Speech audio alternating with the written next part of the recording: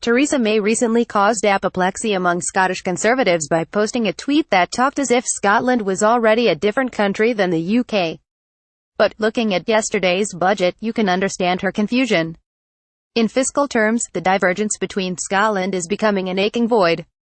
Many of the key measures in Spreadsheet Phil's speech either didn't apply to Scotland or involved our old friend the Barnett bypass. Take the headline measure abolishing stamp duty on first-time buyer homes up to £300,000. This will not apply in Scotland, where we have our own land and buildings transaction tax (LBTT). And it may anyway seem academic because very few first-time buyers pay that amount for a house in this country. However, hardly had the Chancellor sat down than the Scottish Government was under pressure to introduce a similar tax break here. Let's hope Nicola Sturgeon resists, because this is a wrong-headed tax break which does little to help the people it is supposed to assist. That's not my view, but that of the government's own independent advisors, the Office for Budget Responsibility (OBR). The OBR says it will actually benefit homeowners and only very few first-time buyers. This is because, on its calculations, it will increase house prices by an equivalent amount. This is much the same as the previous Help to Buy scheme, which largely helped house price inflation. It remains to be seen whether Mr. Hammond will press ahead with this. Spending £3.2 billion to increase the wealth of existing homeowners doesn't look like a responsible use of public funds. Like his national insurance hike on the self-employed in March, it may not last the week. The tax divergences didn't end there. Mr. Hammond again raised the threshold for higher rate tax, but only in England. This means that many more middle-class earners in Scotland will be paying 40% tax than in the south. Council tax bands have been stretched at the higher end in Scotland too, and there's also the small matter of that minimum unit price of alcohol. Plus, there are more tax divergences to come. There's a consensus across the non-Tory parties at Holyrood that at least some basic rate taxpayers in Scotland should pay more. We'll hear more about new tax bands for middle-income earners in next month's Scottish budget. But you could practically write Ruth Davidson's election manifesto already.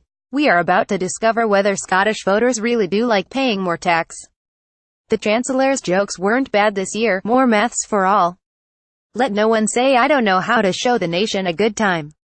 He seemed to be trolling the First Minister by announcing a freeze on beer, wine and whiskey duties in the very week the Scottish Government had the go-ahead for minimum pricing, which will double the cost of a can of normal-strength supermarket lager. By contrast, the Chancellor says he will effectively cut the price of a pint by 12p and whiskey by £1.15.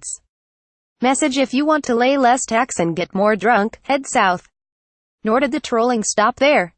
Was the Chancellor having a laugh by claiming that Scotland was receiving another £2 billion for public spending?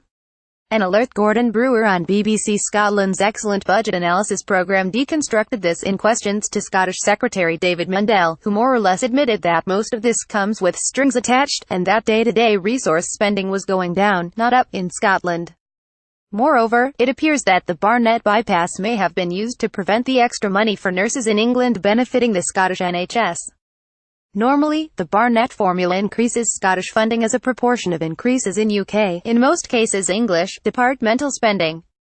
Chancellor Hammond suggested that his proposed increase in nurses' pay would be funded outside the normal departmental route and would not therefore yield the normal Barnett consequentials. It's complicated, but greater use of the Barnett bypass, we last saw it applied to the £1 billion bung to the Democratic Unionist Party after the general election, serves to magnify the tax divergence between Scotland and the rest of the UK. It also poses problems for Ms. Sturgeon as she tries to maintain standards. In an era of shrinking budgets and sluggish growth, there is pressure to increase the tax take in Scotland, not to improve public services but just to stand still. Under the Scotland Act, the government has little option but to do this through increasing income tax, the toxic tax, which no UK Chancellor has touched for 3 decades. Of course, for all this fiscal divergence, Scotland is not a separate country. There is only one UK economy, which will become only too apparent when we leave the EU. The Chancellor allocated £3 billion for Brexit in the budget, which Labour pointed out was more than the £2.8 billion he was giving the NHS. His message on growth after we leave the European single market was exceptionally downbeat. Thanks to our dismal labour productivity, British firms prefer cheap workers to new technology. UK growth has stalled and wages have been stagnant. Indeed, according to the budget documents, the British economy is set to be around only fifth smaller than it would have been had the financial crash not happened and growth had continued along the lines of previous decades. 1/5. That means the UK will have lost approaching £400 billion in annual wealth, equivalent to 10 times the entire Scottish budget. Britain is at the bottom of the G7 growth league and average pay has barely risen since 2008. On most forecasts, wages are actually falling in real terms as inflation ramps up to 3%. This is the longest pay freeze in modern history. Yet the Chancellor appears to have no real plans for productivity other than boosting maths teaching in schools. Renewable energy and the electrification of transport could provide growth for the future, but, again, the Chancellor seems to be all over the place. On the one hand, he told Jeremy Clarkson where to get off and insisted that electric and self-driving cars are the future. On the other, he again froze fuel duties, which will only lengthen the life of the internal combustion engine. Since 2010, Mr. Hammond said, this freeze on fuel duties has cost the Treasury £46 billion. I think even the most committed petrol heads will wonder if this money couldn't have been put to better use. As expected, the Chancellor tried to take the sting out of universal credit by shortening the 6-week wait. But he didn't do anything to stop the cuts to work allowance or the freeze on working age benefits, which will continue for another 2 years despite 3% inflation. It seems like the priorities of this Chancellor are somewhat awry. Extending the young person's rail card to 2,630-year-olds would like a ticket to nowhere for the millennial generation. After this effort, Chancellor Hammond may be getting his own ticket to ride in the not-too-distant future.